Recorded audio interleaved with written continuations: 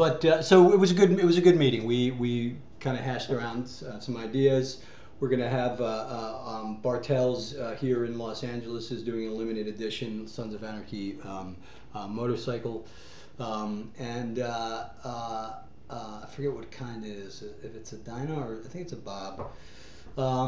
So that's all good. And here's one of the interesting things that came out of the meeting, which I'm kind of excited about, and we talked about exploring the idea of novelization of the show, meaning creating companion content for the series. And we have this big world with, we're a worldwide organization with charters everywhere, and what are those other charters? What are those other characters throughout the world and in the country? And is there a parallel story to be told with another charter and other members and another president? And we thought it was an interesting thing to explore. And obviously, nothing in the TV realm. We don't want to compete with what we're doing. At no point am I'm not pitching, Sons of Anarchy Poughkeepsie. But creating some sort of novelization, either short stories or novels or graphic novels, something that lives in a parallel universe with the show that can kind of feed the need of the fans and work hand in hand. And in no way am I comparing my show to, in any way, shape, or form, to the mythology of like a Star Wars. But, it was the brilliant thing that Lucas was able to do, not just creatively, but really, like a marketing genius in terms of creating these, these universe of places and characters and conflicts and prequels and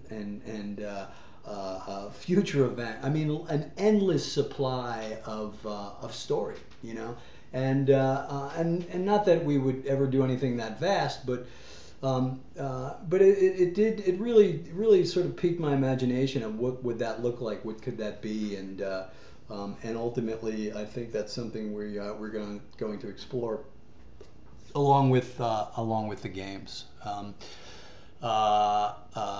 which I've tweeted about, and here's a fantastic thing about the potential of an SOA game. I shot out literally 2 tweets, and I think there to date has been about 75 or 80 blogs about the SOA game, which I love. I think it just shows that the appetite for that game is out there, and and that the gaming community, as well as the people that just buy games, are very much open to playing that. Let's answer a couple questions.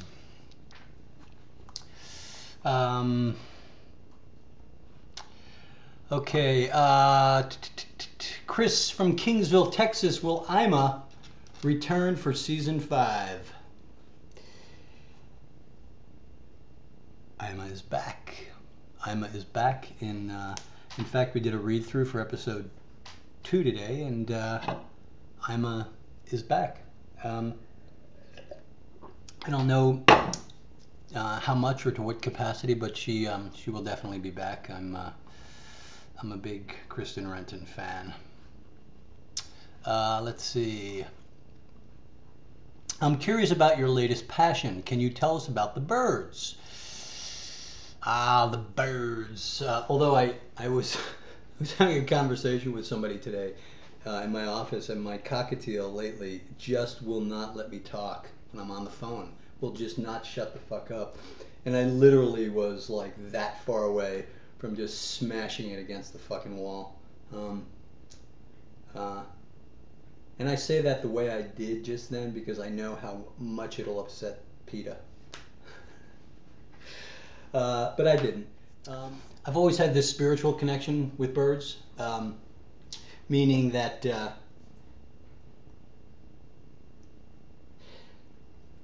have been periods in my life when I've had these experiences with the oddest of birds, meaning birds that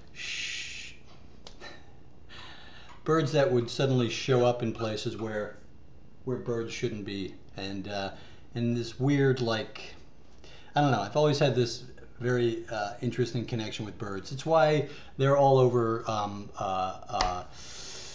the show. You know, the very first image on this show in the pilot is of a crow. You know, and there's just something very there's a universal spirituality that birds have for me, anyhow. So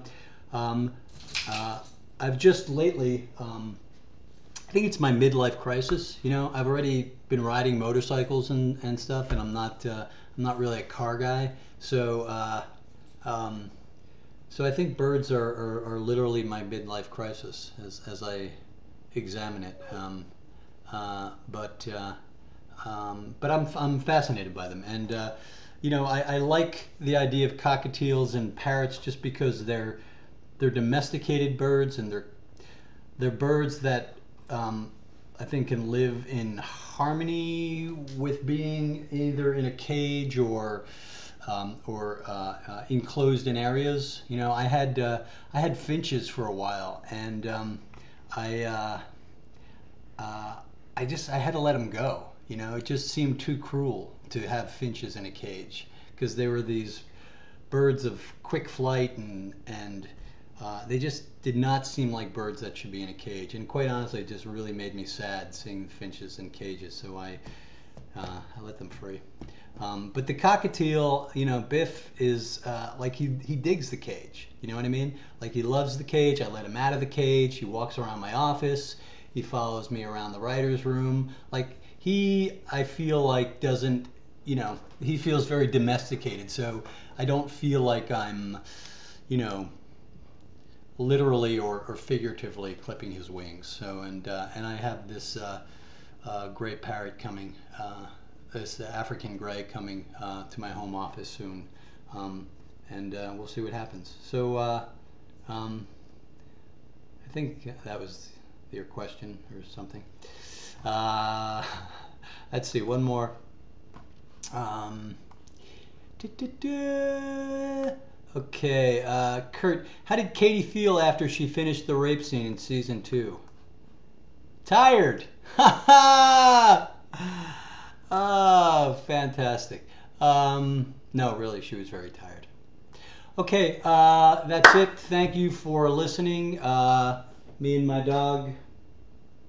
Hi, Django. You good, buddy? I love Django. He's so mellow. That's it. And again, thanks for, this is a long one, isn't it? Oh, fuck, man. You've stopped watching 20 minutes ago. So thanks for watching, and I'll keep you plugged in until next time I need to apologize for some bullshit I've created on Twitter. I'll see you then.